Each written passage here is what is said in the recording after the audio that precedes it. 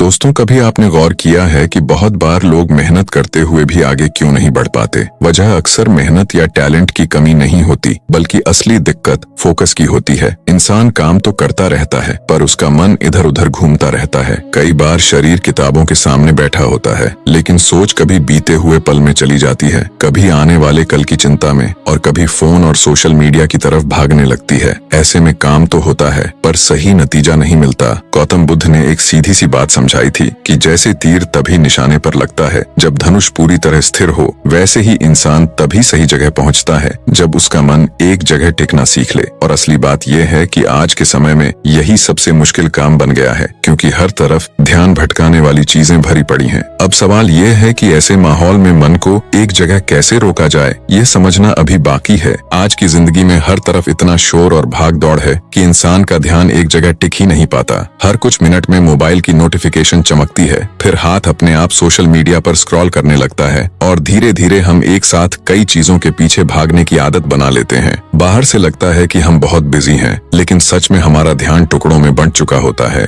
ऐसे माहौल में गौतम बुद्ध एक बहुत सीधी बात कहते हैं कि असली सफलता का दरवाजा एकाग्रता से खुलता है। जब मन एक दिशा में टिकना सीख जाता है, तभी काम सही तरह से आगे बढ़ता है। इसी बात को समझाने के लिए आज मैं आपको गौतम बुद्ध की 3 छोटी मगर गहरी कहानियां सुनाने वाला हूं, जो बताती हैं कि जब इंसान अपना ध्यान भटकने नहीं देता तो मुश्किल से मुश्किल काम भी पॉसिबल लगने लगता है। हर कहानी एक छोटा सा दीपक है जो मन की उलझन को साफ सोच में बदल सकती है। तो चलिए धीरे धीरे इस सफर को शुरू करते हैं और समझते हैं कि बुद्ध ध्यान और सफलता के बीच कौन सा राज छिपा कर गए थे। और पहली कहानी शुरू होती है एक ऐसे सीन से जहाँ एक छोटा सा सवाल सबकी सोच बदल देता है। एक दिन की बात है, कुछ बौद्ध भिक्षु पार्क में शांति से बैठे आराम कर रहे थे। तभी उनकी नजर एक छोटे से लड़के पर पड़ी जो सामने बैठकर एक खाली पेज पर कठिन श्लोक लिखने की कोशिश कर रहा था। लड़का हर बार ध्यान से लिखना शुरू करता, लेकिन थोड़ी ही देर में कोई गलती हो जाती और वह गुस्से में पूरा पेज फाड़कर नया पेज निकाल लेता।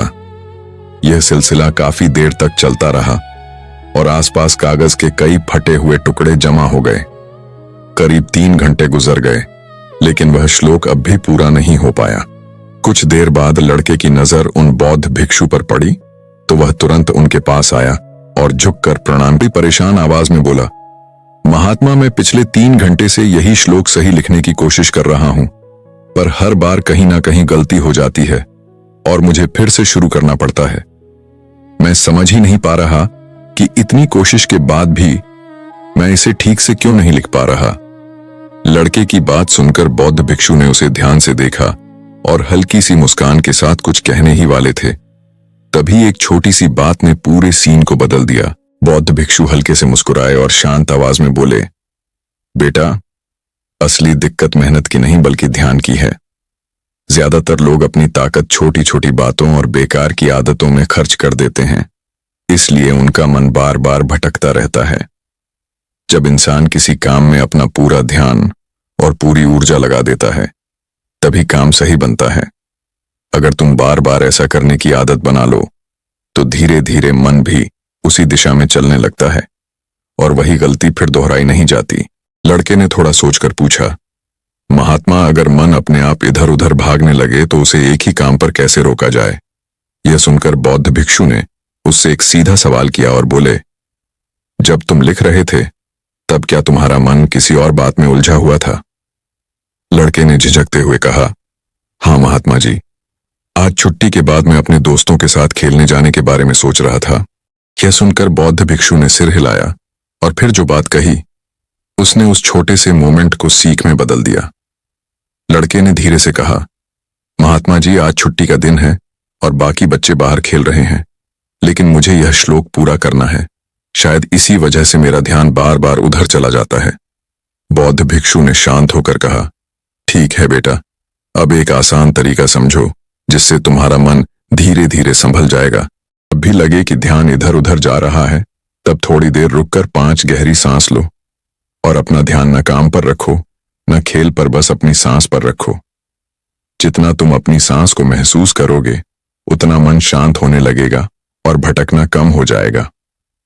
फिर जब दोबारा लिखना शुरू करो तो सिर्फ लिखने पर ध्यान दो और उस काम को महसूस करो, जैसे पेन का हाथ से लगना, कागज पर चलना और हर शब्द बनते हुए देखना। जब तुम इस तरह हर छोटी चीज पर ध्यान दोगे तो धीरे धीरे मन एक जगह टिकना सीख जाएगा। लड़का ध्यान से उनकी बात सुन रहा था और उसके चेहरे पर पहली बार समझ आने वाली फीलिंग दिख रही थी, लेकिन असली बदलाव अब भी बाकी था। आसपास जो भी हल्की सी आवाज आ रही हो उसे भी ध्यान से सुनो और समझो कि इस समय तुम क्या कर रहे हो। जब तुम इस तरह हर छोटी चीज पर ध्यान देने लगते हो तो मन इधर उधर भागना धीरे धीरे छोड़ देता है और शरीर भी उसी एक काम में लग जाता है। फिर ऐसा मोमेंट आता है जब तुम्हारा ध्यान इतना गहरा हो जाता है कि समय कैसे निकल गया तुम्हें खुद पता नहीं चलता। लड़के ने बौद्ध भिक्षु की बात मानकर कुछ देर गहरी सांस ली और फिर शांत होकर दोबारा लिखना शुरू किया। इस बार उसे महसूस हुआ कि हाथ पहले से ज्यादा स्टेडी है और गलती भी कम हो रही है। थोड़ी ही देर में उसका काम पूरा हो गया और वह खुश होकर बौद्ध भिक्षु के पास गया और उन्हें धन्यवाद कहा। भिक्षु हल्का सा मुस्कुराए और बोले, याद रखो, जब मन और इंद्रियां एक ही काम में पूरी तरह लग जाती हैं तब इंसान बहुत कुछ कर सकता है। लेकिन उन्होंने आगे जो कहा उसने उस लड़के की सोच हमेशा के लिए बदल दी। जब मन और इंद्रियां एक ही काम में पूरी तरह लग जाती हैं तब ध्यान गहरा हो जाता है और वहीं से असली सफलता शुरू होती है। अब सुनो दूसरी कहानी। एक दिन एक युवक बौद्ध भिक्षु के पास आया और उसके चेहरे से साफ लग रहा था कि वह अंदर से काफी परेशान है। उसने धीमी आवाज में कहा, गुरुवर, मैं काफी समय से परीक्षा की तैयारी कर रहा हूं, लेकिन हर बार कोशिश करने के बाद भी असफल हो जाता हूं। मुझे समझ ही नहीं आता कि आखिर मुझसे गलती कहां हो रही है। बौद्ध भिक्षु ने उसकी पूरी बात शांति से सुनी और कुछ देर उसे ध्यान से देखते रहे। फिर उन्होंने धीरे से पूछा, क्या तुम्हें सच में यह परीक्षा पास करनी है? युवक ने तुरंत कहा, हां गुरुवर, मैं इसके लिए जितनी भी मेहनत करनी पड़े करने को तैयार हूं। बस आप मुझे यह समझा दीजिए कि मुझे सही तरीके से क्या करना चाहिए।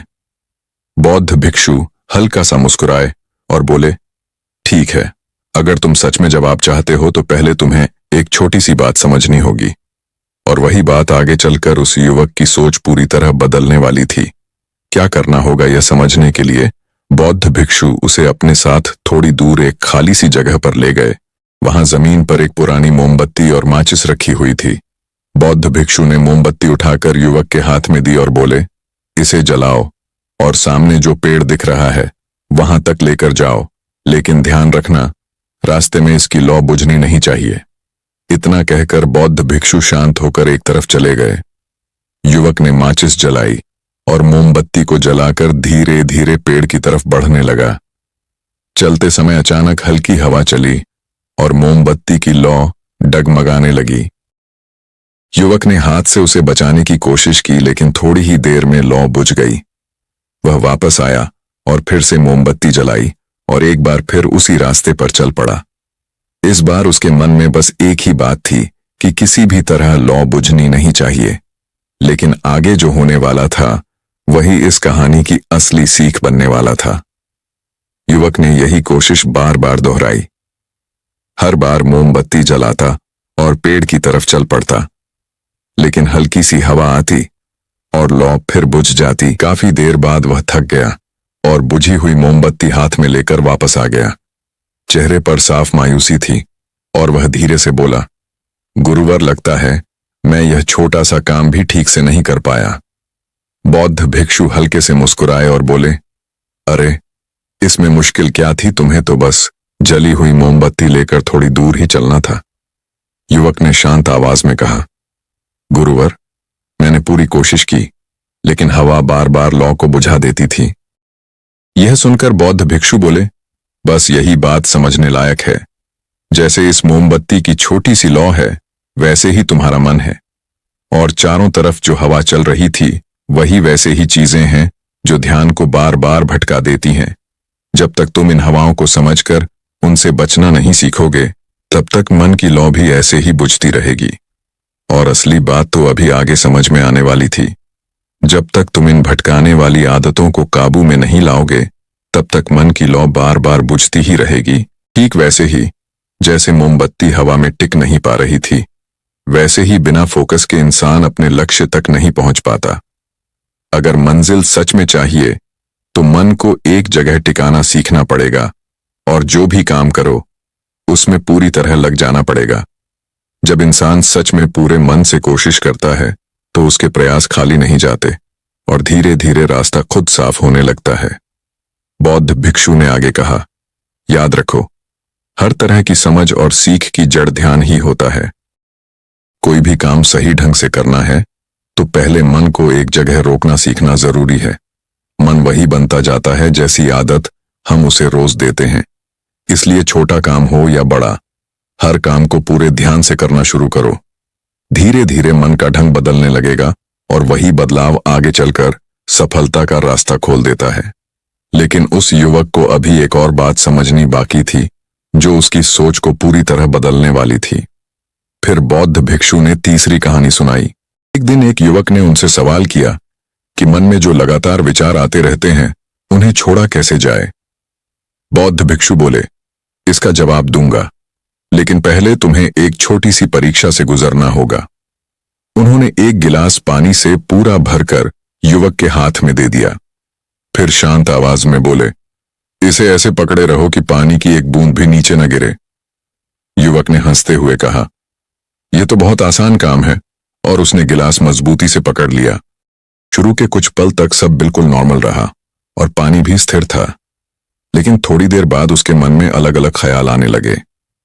वह सोचने लगा, इससे आखिर क्या होने वाला है और मुझे कितनी देर ऐसे ही खड़े रहना पड़ेगा। जैसे जैसे ये सवाल उसके दिमाग में घूमने लगे वैसे वैसे उसका ध्यान गिलास से हटने लगा और यहीं से वह छोटा सा मोमेंट शुरू हुआ जिसने उसे मन के खेल की असली बात समझानी थी।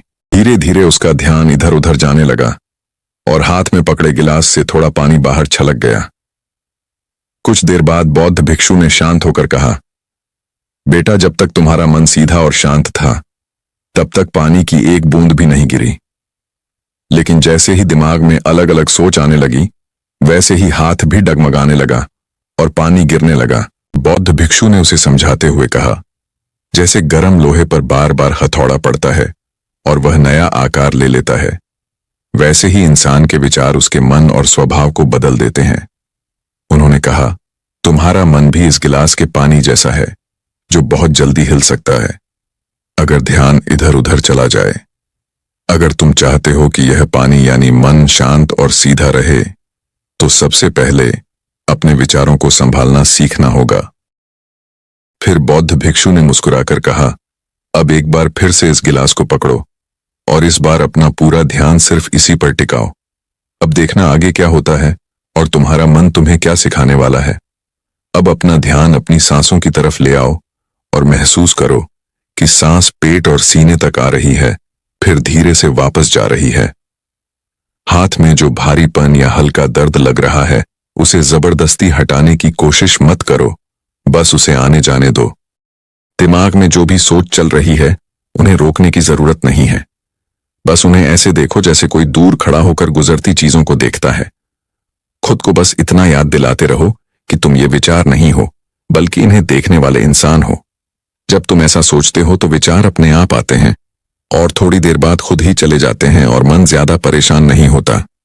कुछ समय तक युवक ने ठीक इसी तरह शांत होकर अभ्यास किया और हैरानी की बात यह रही कि इस बार गिलास से पानी की एक बूंद भी नीचे नहीं गिरी।